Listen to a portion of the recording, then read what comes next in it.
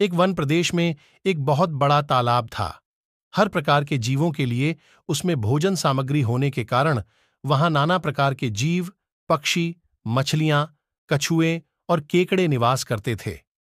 पास में ही बगुला रहता था, जिसे परिश्रम करना बिल्कुल अच्छा नहीं लगता था। उसकी आंखें भी कमजोर थीं। मछलियां पकड़ने के लिए तो मेहनत करनी पड़ती हैं, जो उसे खलती थी, इसलिए आलस्य के मारे वह प्रायः भूखा ही रहता। एक टांग पर खड़ा यही सोचता रहता कि क्या उपाय किया जाए कि बिना हाथ पैर हिलाए रोज भोजन मिले। एक दिन उसे एक उपाय सूझा, तो वह उसे आजमाने बैठ गया। बगुला तालाब के किनारे खड़ा हो गया और लगा आंखों से आंसू बहाने। एक केकड़े ने उसे आंसू बहाते देखा तो वह उसके निकट आया और पूछने लगा, मामा, क्या बात है? भोजन के लिए मछलियों का शिकार करने की बजाय खड़े आंसू बहा रहे हो? बगुले ने जोर की हिचकी ली और भर्राए गले से बोला, बेटे, बहुत कर लिया मछलियों का शिकार। अब मैं यह पाप कार्य और नहीं करूंगा। मेरी आत्मा जाग उठी है, इसलिए मैं निकट आई मछलियों को भी नहीं पकड़ रहा हूं। तुम तो देख ही रहे हो। केकड़ा बोला, मामा, शिकार नहीं करोगे, कुछ खाओगे, नहीं तो मर नहीं जाओगे? बगुले ने एक और हिचकी ली। ऐसे जीवन का नष्ट होना ही अच्छा है बेटे। वैसे भी हम सबको जल्दी मरना ही है। मुझे झात हुआ है कि शीघ्र ही यहां 12 वर्ष लंबा सूखा पड़ेगा। बगुले ने केकड़े को बताया कि यह बात उसे एक त्रिकालदर्शी महात्मा ने बताई है, जिसकी भविष्यवाणी कभी गलत नहीं होती। केकड़े ने जाकर सबको बताया कि कैसे बगुले ने बलिदान व भक्ति का मार्ग अपना लिया है और सूखा पड़ने वाला है।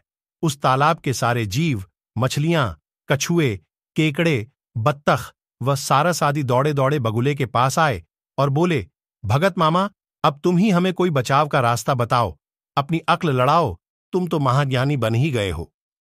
बगुले ने कुछ सोचकर बताया कि वहां से कुछ कोस दूर एक जलाशय है, जिसमें पहाड़ी झरना बहकर गिरता है। वह कभी नहीं सूखता। यदि जलाशय के सब जीव वहां चले जाएं तो बचाव हो सकता है। अब समस्या यह थी कि वहां तक जाया कैसे जाएं। बगुले भगत ने यह समस्या भी सुलझा दी। मैं तुम्हें एक एक करके अपनी पीठ पर बिठाकर वहां तक पहुंचाऊंगा, क्योंकि अब मेरा सारा शेष जीवन दूसरों की सेवा करने में ही तो गुजरेगा। सभी जीवों ने गदगद होकर बगुला भक्त जी की जय के नारे लगाए। अब बगुला भगत के पौबारह हो गई। वह रोज एक जीव को अपनी पीठ पर बिठाकर ले जाता और कुछ दूर ले जाकर एक चट्टान के पास जाकर उसे उस पर पटक कर मार डालता और खा जाता। कभी मूड हुआ तो भक्त जी 2 फेरे भी लगाते और 2 जीवों को चट कर जाते। तालाब में जानवरों की संख्या घटने लगी। चट्टान के पास मरे जीवों की हड्डियों का ढेर बढ़ने लगा और भक्त जी की सेहत बनने लगी। खा खा कर वह खूब मोटे हो गए। मुख पर लाली आ गई और पंख चर्बी के तेज से चमकने लगे। उन्हें देखकर दूसरे जीव कहते, देखो, दूसरों की सेवा का फल और पुण्य भक्त जी के शरीर को लग रहा है। बगुला भगत मन ही मन खूब हंसता। वह सोचता कि देखो, दुनिया में कैसे कैसे मूर्ख जीव भरे पड़े हैं, जो सबका विश्वास कर लेते हैं। ऐसे मूर्खों की दुनिया में थोड़ी चालाकी से काम लिया जाए तो मजे ही मजे हैं। बिना हाथ पैर हिलाए खूब दावत उड़ाई जा सकती है।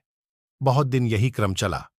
एक दिन केकड़े ने बगुले से कहा, मामा, तुमने इतने सारे जानवर यहां से वहां पहुंचा दिए, लेकिन मेरी बारी अभी तक नहीं आई। भक्त जी बोले, बेटा, आज तेरा ही नंबर लगाते हैं, आजा मेरी पीठ पर बैठ जा। केकड़ा खुश होकर बगुले की पीठ पर बैठ गया। जब वह चट्टान के निकट पहुंचा तो वहां हड्डियों का पहाड़ देखकर केकड़े का माथा ठनका। वह हकलाया, यह हड्डियों का ढेर कैसा है? वह जलाशय कितनी दूर है मामा? बगुला भगत ठां ठां करके खूब हंसा और बोला, मूर्ख, वहां कोई जलाशय नहीं है। मैं एक एक को पीठ पर बिठाकर यहां लाकर खाता रहता हूं। आज तू मरेगा। केकड़ा सारी बात समझ गया।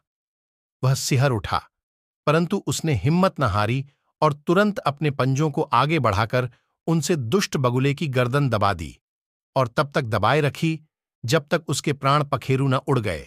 फिर केकड़ा बगुले भगत का कटा सिर लेकर तालाब पर लौटा और सारे जीवों को सच्चाई बता दी कि कैसे दुष्ट बगुला भगत उन्हें धोखा देता रहा। सीखा, किसी की भी बातों पर आंखें मूंद कर विश्वास नहीं करना चाहिए। मुसीबत में धीरज व बुद्धिमानी से कार्य करना चाहिए।